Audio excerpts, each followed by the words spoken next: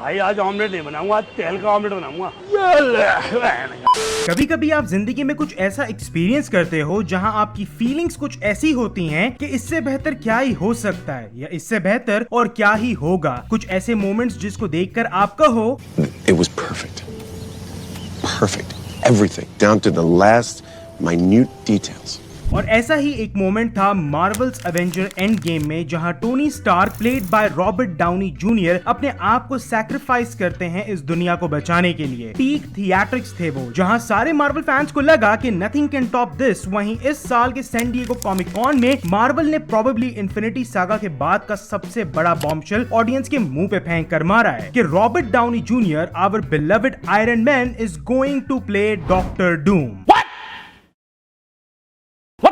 मुझे पता है मेरा भी सेम रिएक्शन था इस न्यूज को सुनकर, लेकिन इसके बाद एक बहुत ही बड़ा सवाल मेरे सामने खड़ा हुआ कि आखिर ऐसा कैसे पॉसिबल है कि आयरन मैन और डॉक्टर डूम को सेम ही एक्टर प्ले करें, और क्या रॉबर्ट डाउनी जूनियर इस डॉक्टर डूम की कैरेक्टर को भी उतने ही आइकॉनिकली प्ले कर पाएंगे जिस तरह से उन्होंने टोनी स्टार के कैरेक्टर को प्ले किया था। क्योंकि आज की इस वीडियो में मैं बात करने वाला हूं on why only RDJ can save the MCU। तो without further ado, let's get started.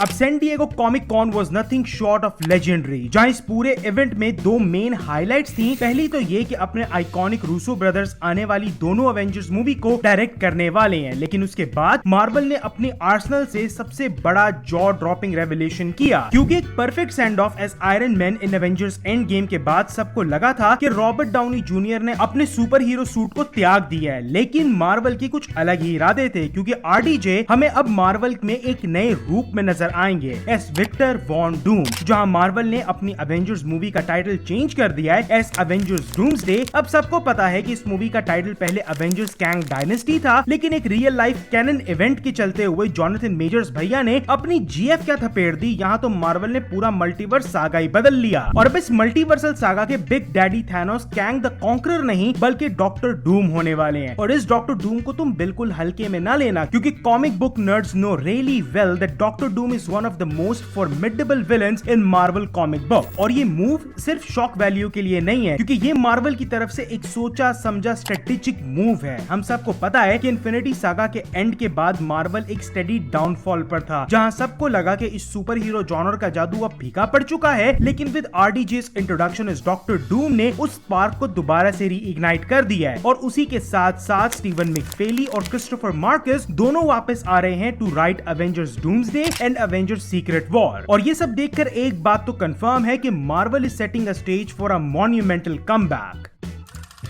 अब जब ये न्यूज ब्रेक हुई तो हर कोई एक्साइटमेंट से पागल हो रहा था, लेकिन once the excitement settle down, हर किसी ने ये सोचा कि आखिर ऐसा कैसे पॉसिबल है कि डॉक्टर डूम और आयरन मैन को एक ही एक्टर प्ले करे। क्योंकि हम यहाँ इस बात को नहीं भूल सकते कि Iron Man has been the face of the MCU for the complete Infinity Saga. तो आखिर how Marvel succeeded in pulling off such a big task? क्योंकि अगर मैं रूसो ब्रदर्स को सैन डिएगो कॉमिक कॉन 2024 से कोट करूं तो they have found a way moving forward. अब एक थ्योरी तो इंटरनेट पर ये सर्कुलेट कर रही है कि ये डॉक्टर डूम टोनी स्टार्क का ही एक वेरिएंट होने वाला है फ्रॉम अनदर यूनिवर्स, जो कि इस ऑनगोइंग मल्टीवर्सल सागा में कोई बड़ी बात नहीं है। अभी recently I Deadpool and Wolverine में हमने देखा कि इसी मल्टीवर्स के कॉन्सेप्ट का सहारा लेते हुए मार्वल ने ह्यूग जैकमैन के वुल्वरीन और रायन रेनॉल्ड्स के डेडपूल को मेन MCU का पार्ट बनाया। उसी के साथ साथ हमें Chris Evans as the Human Torch नजर आए from the first Fantastic Four movie. और इसीलिए अगर बहुत इजी गेस करना हो तो हर कोई यही कहेगा कि it's going to be another variant of Tony Stark. लेकिन यहाँ पर अगर तुम उस मोमेंट पर ध्यान दो जहाँ रूसो ब्रदर्स RDJ को इंट्रोड्यूस करते हैं, तो वहां पर वो कुछ ये कहते हैं,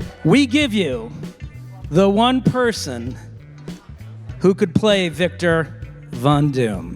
अब यहाँ पर वो क्लियरली मेंशन करते हैं कि the one person who could play Victor Von Doom. इसका मतलब है कि Robert Downey junior is going to play Victor Von Doom but not Tony Stark. Internet पर बहुत सारी जगह ये न्यूज भी सर्कुलेट हो रही है कि इस मूवी की story line infamous Iron Man comic से ली जा सकती है, लेकिन उस कॉमिक इवेंट में Victor Von Doom takes on the Iron Man mantle once Tony Stark dies. तो आखिर ऐसा कैसे पॉसिबल है for RDJ to play doctor Doom? तो यहाँ थोड़ा सा कॉमिक बुक का तड़का लगा दूं तो यहाँ पर मेरे नजदीक Marvel studios what if demon in armour वाली स्टोरी लाइन को प्ले आउट कर सकते हैं, जहां एक यूनिवर्स में विक्टर वॉन डूम का रूममेट रीड रिचर्ड्स नहीं बल्कि टोनी स्टार्क होता है और उसको एक प्रोजेक्ट में मदद करने के बहाने से ही ट्रिक्स हिम और दोनों बॉडीज की कॉन्शियसनेस चेंज हो जाती है, जहां विक्टर वॉन डूम की कॉन्शियसनेस टोनी स्टार्क की बॉडी में चली जाती है और टोनी की कॉन्शियसनेस विक्टर वॉन डूम की। और मुझे तो सिर्फ ये सोचकर ही गूज बम्प्स आ रहे हैं कि क्या होगा जब एवेंजर्स और सारे super heroes supposedly doctor Doom से लड़ रहे होंगे और जब वो अपना मास्क उतारेगा तो it is going to B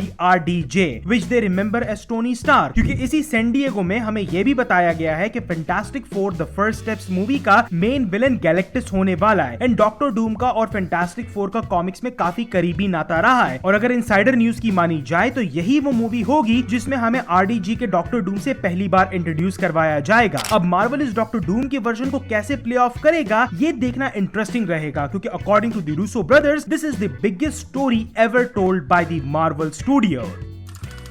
अब जब से ये न्यूज ब्रेक हुई है कि डॉक्टर डूम का कैरेक्टर RDJ प्ले करने वाले हैं, तब से audience is in a split, जहां मेजॉरिटी को तो ये न्यूज सुनकर चरम सुख प्राप्त हो गया है, लेकिन बहुत सारे लोग अभी भी क्वेश्चन में हैं। लेकिन मेरे नजदीक Robert Downey junior is the perfect choice to play doctor Doom. अब infinity war and endgame जैसे हाइज अचीव करने के बाद मार्वल सिनेमैटिक यूनिवर्स को बहुत क्रिटिसिज्म फेस करना पड़ा उनकी handling of newer villains and plot lines को लेकर। कैंग द कॉन्करर में पोटेंशियल होने के बावजूद भी ऑडियंस के साथ वो रेजोनेट नहीं कर पाया, जैसा कि इन्फिनिटी सागा में थैनोस ने किया था। एक ऐसा खतरा जिसके खिलाफ जब सारे एवेंजर्स इकट्ठे हुए तो इट मेड सेंस और जिसने उस लास्ट एवेंजर असेंबल को मायने दिए। अब RDJ की वापसी मार्वल के लिए एक गेम चेंजर साबित हो सकती है। डाउनीज पोर्ट्रेयल ऑफ टोनी स्टार्क इतना ज्यादा आइकॉनिक था कि उनका नाम उस कैरेक्टर के साथ साइनोनिमस हो गया। उनका करिश्मा, डेप्थ और स्क्रीन प्रेजेंस बहुत ज्यादा इंस्ट्रूमेंटल थे in shaping the MCU success. अब by casting RDJ doctor Doom Marvel से स्टार पावर पर बैंक नहीं कर रहा, बल्कि वो एक ऐसे एक्टर पर लेवरेज कर रहे हैं जो कॉम्प्लेक्सिटी को ग्रेविटेट कर सके। और RDJ ने मूवीज लाइक ओपनहाइमर में इस बात को एस्टैब्लिश कर दिया है कि बंदे को सब्सटेंस दो तो वो तुम्हें गर्दा उड़ा दिल बाबू टाइप परफॉर्मेंस देगा, क्योंकि डॉक्टर डूम मार्वल का one of the most nuanced villain है और RDJ की एक्टिंग एबिलिटी इस लेयर्ड कैरेक्टर के लिए उनको एक आइडियल कैंडिडेट बनाती है। और ये किस्म का पोएटिक साइमेट्री भी होगी। जिस कैरेक्टर ने MCU को ऑफिशियली किक स्टार्ट किया था आयरन मैन 1 से, वही आज इस यूनिवर्स के एक सागा को एंड करेगा बीइंग इट्स ग्रेटेस्ट विलन। ये नैरेटिव चॉइस सिर्फ एक यूनिक कॉन्फ्लिक्ट को क्रिएट नहीं करता, बल्कि ये एक डीपर कैरेक्टर एक्सप्लोरेशन को भी अलाउ करता है। उसी के साथ साथ RDJ की इन्वॉल्वमेंट इस बात को भी दर्शाता है कि मार्वल थोड़े के लिए नहीं बल्कि पूरे के पूरे के लिए वापस आ रहा है। मार्वल को इस वक्त एक एंकर की जरूरत है और RDJ जैसा ऑरा रखने वाला एक्टर उस फेज में विलन प्ले करना एक्साइटमेंट की एक लेयर को भी ऐड कर देता है। RDJ डॉक्टर डूम MCU के लिए खोई हुई उस एक्साइटमेंट को वापस लेकर आएगा, जिसका सबूत आप पिछले 2 दिनों में देख ही चुके हैं। मार्वल इस टाइम पर एक बार फिर अपने फैंस को एक अनफॉरगेटेबल सिनेमैटिक एक्सपीरियंस देना चाहता है, ताकि वो फिर से उस सुपर हीरो एंटरटेनमेंट की लीडिंग पोजीशन को रिक्लेम कर सके। फिर आज के लिए बस इतना ही। मुझे कमेंट से जरूर बताना कि तुम्हें क्या लगता है, RDJ का वापस आना एज डॉक्टर डूम क्या मार्वल को वापस उनके पैरों पर खड़ा कर पाएगा या नहीं? अपने ओपिनियंस कमेंट में जरूर शेयर करना। और अगर ये वीडियो पसंद आई हो तो लाइक और चैनल को सब्सक्राइब भी जरूर कर देना और बेल आइकन को भी प्रेस करना, ताकि मैं जब भी कोई नई वीडियो अपलोड करूं तुम्हें पता चल जाए। और मैं मिलूंगा तुमसे अगली वीडियो में, तब तक के लिए।